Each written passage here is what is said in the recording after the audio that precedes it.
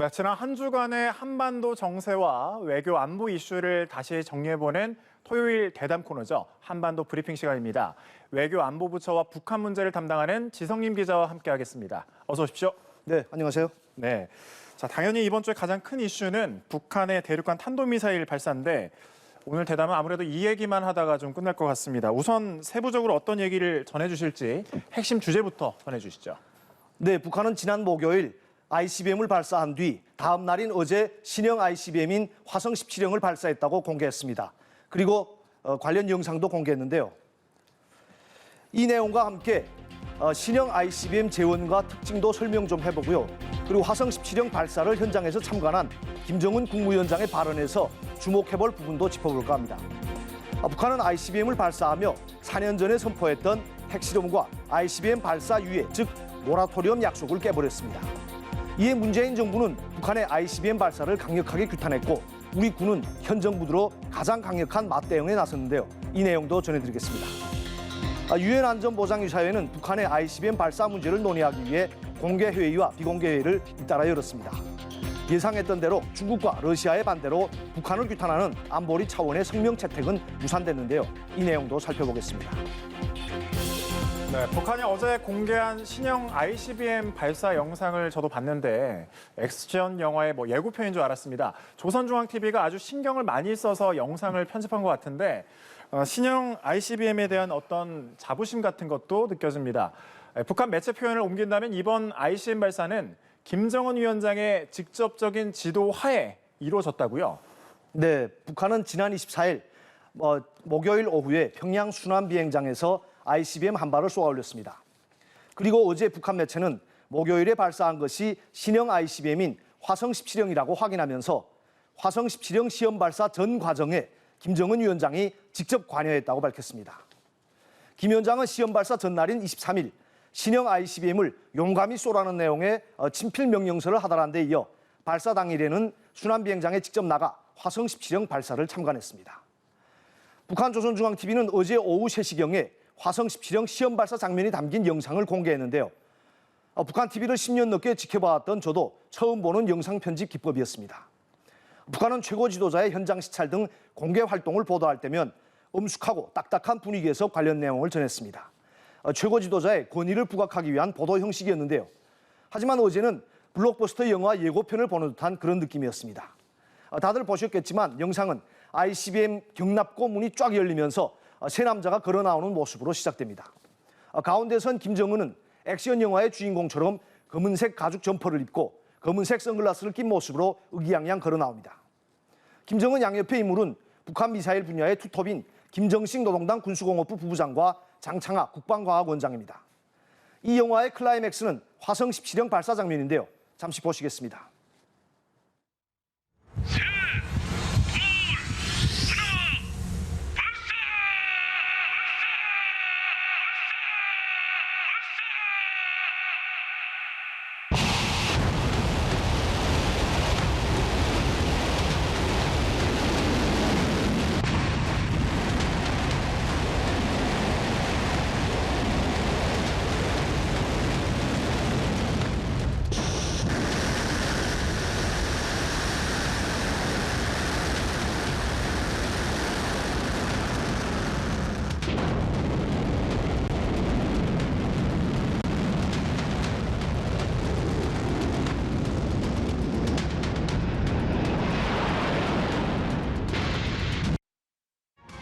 평양 국제 비행장에서 발사된 대륙간 탄도미사일 화성포 17형은 최대 정점 고도 6,248.5km까지 상승하며 거리 1,090km를 4,052초간 비행하여 조선동해 공해상의 예종 수역에 정확히 탄착됐습니다.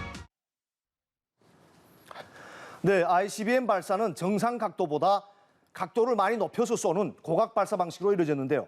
북한이 공개한 영상을 보면 미사일을 거의 수직으로 세워놓고 쏘아 올렸습니다. 우리 군 당국도 북한이 쏜 ICBM이 6,200km 이상까지 날아올랐다고 밝혔는데요. 전문가들은 이 정도 고도면 화성 17형을 정상 각도로 발사할 경우 최대 사거리는 15,000km를 넘을 것이라고 평가합니다. 사거리 15,000km면 미국 본토 전역을 타격하고도 남을 거리죠. 이런 ICBM 개발 성과에 고무된 김정은은 ICBM 발사를 참관하고 나서 미국과의 군사적 대결을 공식화했습니다. 북한 매체가 소개한 김 위원장의 발언 내용도 직접 들어보시겠습니다. 김정은 동지께서는 누구든 우리 국가의 안전을 침해하려 든다면 반드시 처절한 대가를 치르게 된다는 것을 똑똑히 알게 만들어야 한다고 하시면서 우리 국가 방위력은 어떠한 군사적 위협 공갈에도 끄떡없는 막강한 군사 기술력을 갖추고 이 제국주의와의 장기적 대결을 철저히 준비해 나갈 것이라고 말씀하셨습니다. 네, 김 위원장은 압도적인 군사적 공격 능력을 갖추는 것이 곧 전쟁 억제력이라고 주장했는데요. ICBM에 대해 군사적 공격 수단이라고 규정한 겁니다. 화성 17형 발사 소식을 보도한 조선중앙통신 기사에도 핵이란 단어가 13차례나 등장했고 또 이번에 쏜 ICBM에 대해서도 북한 전략무력의 핵심 타격 수단, 핵 공격 수단이라고 강조했습니다.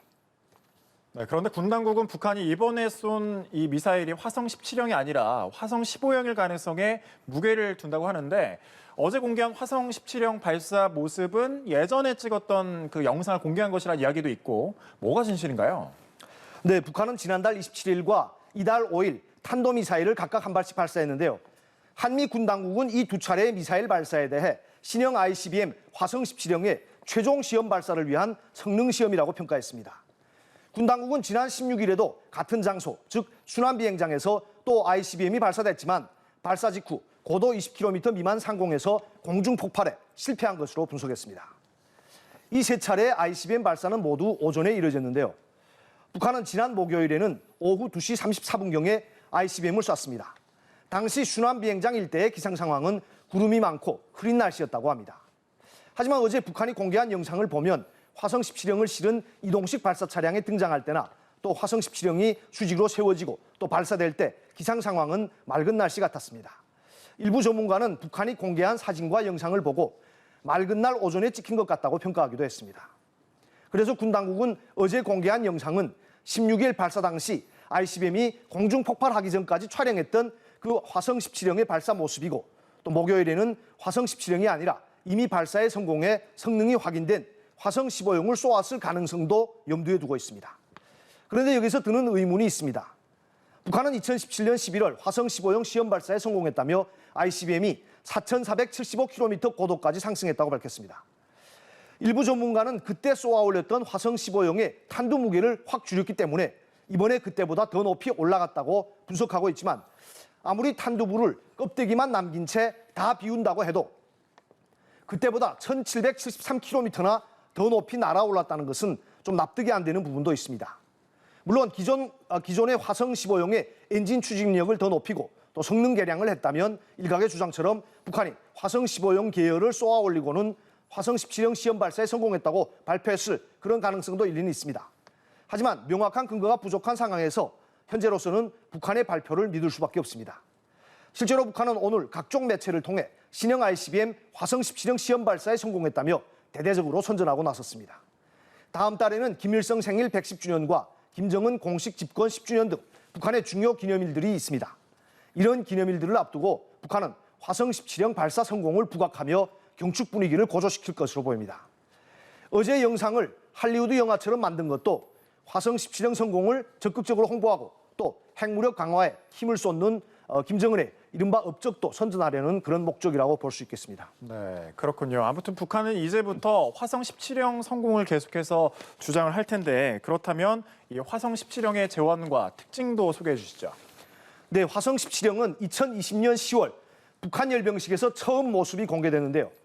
기존 ICBM보다 더 굵어지고 더 길어진 모습에 당시 괴물 ICBM으로 불렸습니다. 화성 15형의 이동식 발사 차량은 바퀴가 9축이지만 화성 17형의 이동식 발사 차량은 11축, 즉 바퀴가 22개입니다. 화성 17형의 길이는 22m에서 24m가량으로 추정되는데요. ICBM 길이로는 세계에서 가장 깁니다. 탄두부도 엄청나게 커졌는데 핵탄두 두세 개가 들어가는 다탄두 미사일 형태로 진화한 겁니다. 하지만 아직 다탄두 기술이 성공했는지는 확인이 안 됩니다. 화성 17형은 3단 추진체 미사일로 1단 추진체에는 액체 연료를 쓰는 백두산 트윈 엔진 2세트, 즉 엔진 4기를 결합해 설치했는데 추력은 160에서 170톤 포수로 알려졌습니다. 2단에는 추력이 80톤 포수 정도인 신형 트윈 엔진 한 세트, 그리고 3단에는 고체 연료를 사용하는 엔진이 장착됐을 것으로 추정됩니다. ICBM에서 중요한 것은 얼마만큼 날아가느냐, 즉 최대 사거리와 함께 핵탄두를 탑재한 미사일 탄두부가 대기권으로 재진입할 때 탄두를 얼마만큼 보호할 수 있느냐, 즉 재진입 기술입니다. 화성 17형 사거리는 15,000km 이상으로 이번에 증명됐지만 탄두부 대기권 재진입 기술을 완전히 확보했는지는 미지수입니다. 네, 북한은 이번에 ICBM을 발사하면서 4년 전에 자신들이 했던 모라토리엄 약속을 스스로 깨버렸는데, 북한이 이 모라토리엄을 약속했을 당시에는 남북, 북미 대화 국면이었죠. 문재인 정부는 북한의 모라토리엄 약속을 중요한 대북 정책 성과로 꼽았던 걸로 기억을 하는데, 그런데 그동안 이런 정부의 노력이 북한의 이번 ICBM 발사로 허사가 됐다는 평가가 나옵니다. 네, 북한이 4년 전 모라토리엄을 선포할 당시에는 남북 정상의 판문점 회담 직전이었고, 또 북미 정상회담 준비도 활발할 때였습니다. 북한 입장에서는 대화 국면에서 한국과 미국의 성의를 보이는 차원에서 모라토리엄을 선언했던 거죠. 하지만 2019년 하노이 북미 정상회담 결렬 이후 비핵화 협상은 좌초되고, 잇따라 남북 관계도 냉랭해지고, 또 미국에서 새로 출범한 바이든 행정부는 북한에 별로 관심도 없는 것 같고, 이렇게 되자 김정은은 다시 핵미사일 개발 카드를 꺼내들었습니다. 김 위원장은 이번 ICBM 발사에 앞서 이미 2달 전에 모라토리엄 파기를 검토하라는 지시를 내렸습니다. 4년 전에 했던 모라토리엄 약속과 2달 전 모라토리엄 파기를 시사했던 발언을 비교해서 한번 들어보시겠습니다. 2018년 4월 21일부터 핵시험과 대륙간 탄도로켓 시험 발사를 중지할 것이다. 핵시험 중지를 투명성 있게 담보하기 위하여 공화국 북부 핵시험장을 폐기할 것이다. 우리가 선결적으로 주동적으로 취하였던 신뢰 구축 조치들을 전면 재고하고 잠정 중지하였던 모든 활동들을 재가동하는 문제를 신속히 검토해 볼 때 대한 지시를 해당 부문에 포치했습니다. 자, 북한이 이렇게 4년 만에 모라토리엄을 파기하면서 한반도 정세는 핵실험과 잇따른 ICBM 발사로 긴장 수위가 최고조에 달았던 2017년의 상황으로 되돌아가게 됐습니다. 직설적으로 얘기하자면 김정은이 문재인 정부의 뒤통수를 친 겁니다. 제가 외교안보 부처를 출입하면서 고위 당국자들에게 자주 들은 얘기가 있습니다. 문재인 정부가 부동산 정책이나 탈원전 등 다른 분야에서는 일부 비판을 받기도 하지만 남북 관계에서만큼은 분명한 성과가 있다고 얘기했습니다. 아직 북한 비핵화는 요원하고 몇 년째 남북 당국 간 접촉조차 이루어지지 못하는 상황이지만, 그래도 한반도 평화 프로세스 진전을 위한 문재인 정부의 노력 덕분에 한반도 정세가 2017년 상황으로 되돌아가지는 않는 것 아니냐, 또 북한이 모라토리엄 약속을 지키는 것만 해도 어디냐, 이런 주장이었습니다. 저도 그러한 주장에 일부 공감하기도 했습니다만, 그런데 북한은 이번에 보란듯이 ICBM 발사로 모라토리엄을 파기하면서 문재인 정부의 그 마지막 기대마저 허물어버렸습니다. 북한이 몇 달만 더 있다가 ICBM을 쐈으면 최소한 문재인 대통령 임기 내에는 북한이 모라토리엄 약속을 지켰다라는 성과가 남았을 텐데 말입니다. 문재인 대통령 입장에서는 김정은에 대한 배신감이 컸을 거라고 봅니다. 마지막까지 대화의 끈을 유지하기 위해 그동안 북한에 거듭되는 단거리 탄도미사일 발사에도 유감 정도의 반응만 내놨던 문 대통령은 이번에는 북한을 강력하게 비판했습니다. 문 대통령은 ICBM이 발사된 날 청와대에서 국가안전보장회의 긴급회의를 열고, 북한은 자신들이 약속한 ICBM 발사 유예 약속을 파기하고 유엔 안보리 결의를 위반했다며 북한의 행위를 강력하게 규탄했다고 청와대는 전했습니다. 네, 정부의 참을성이 한계에 다다른 거겠죠. 북한이 ICBM까지 쐈으니까 이제 해볼 수 있는 게 없는 거 아닙니까? 우리 군은 북한의 이번 ICBM 발사에 맞대응 무력 시위를 했다고 하는데, 이런 대규모 무력 시위는 현 정부에서는 처음이라고 하죠. 네, 맞습니다. 우리 군은 4년여 만에 처음으로 합동미사일 실사격 훈련을 공개하면서 북한의 도발에 대한 경고 수위를 부쩍 높였습니다.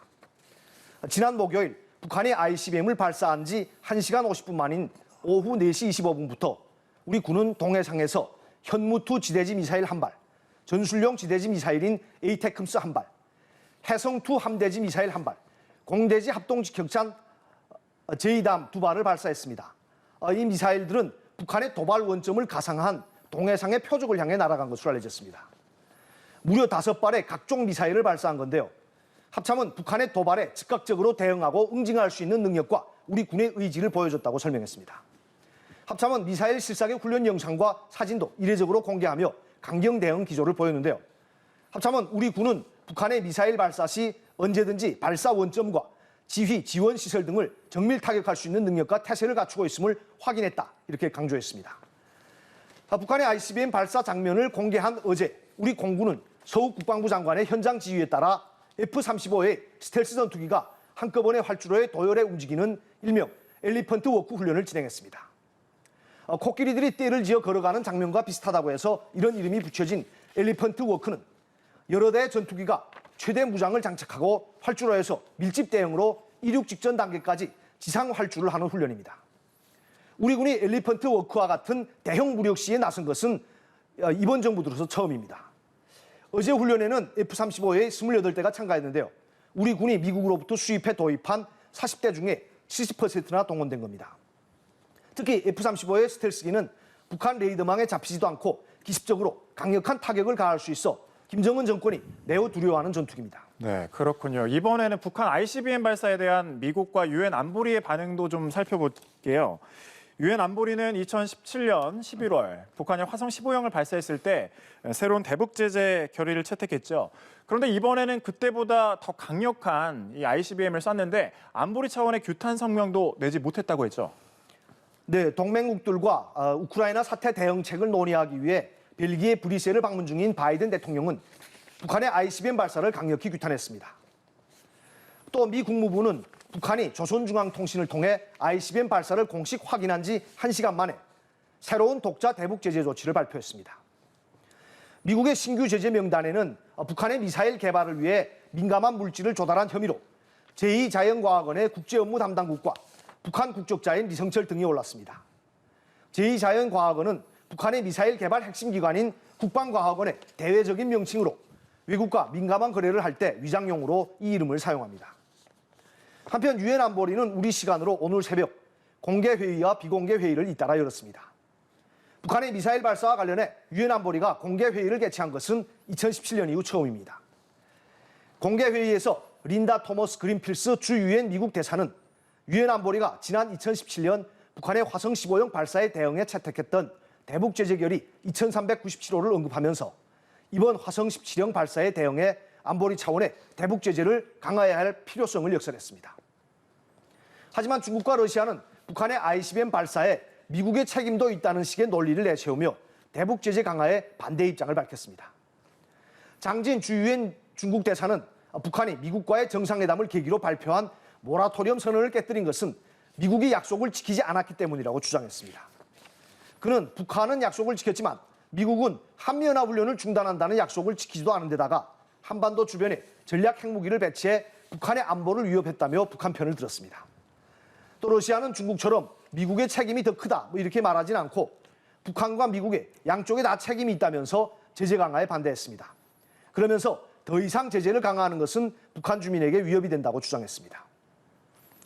유엔 안보리는 공개 회의에 이어 열린 비공개 회의에서 북한의 ICBM 발사를 규탄하는 안보리 차원의 언론 성명 채택을 논의했지만 역시 중국과 러시아의 반대로 공동 성명 채택은 무산됐습니다. 유엔 안보리의 공식적인 의사 표현 형식은 그 강도에 따라 결의, 또 의장 성명, 언론 성명이 있는데요. 가장 낮은 단계의 공동 대응인 언론 성명조차 무산된 겁니다. 중국과 러시아는 2017년 북한의 화성 15형 발사 당시에는 미국에 협조해 대북 제재 결의에까지 동참했습니다. 하지만 현재 미국과 중국의 전략 경쟁이 치열하고 또 우크라이나 사태를 둘러싼 미국과 러시아의 갈등이 최고조에 달한 상황에서 중국과 러시아의 반대는 북한을 감싸려는 의도보다는 미국이 주도하는 모든 일에 태클을 걸려는 의도가 더 커 보입니다. 네, 지난주 그 대담을 마무리하면서 다음 주에라도 북한이 ICBM 발사에 나설 수도 있다고 걱정을 했는데 이번 주에 그 우려가 현실이 됐습니다. 김일성 생일 등 북한의 중요 기념일이 점점 다가오면서 북한 입장에서는 축포지만 우리 입장에서는 무력 시위고 도발인 그런 일들이 계속해서 일어날 것 같아 우려스럽습니다. 지성림 기자 고생하셨습니다. 다음 주에 또 뵙겠습니다. 네, 감사합니다.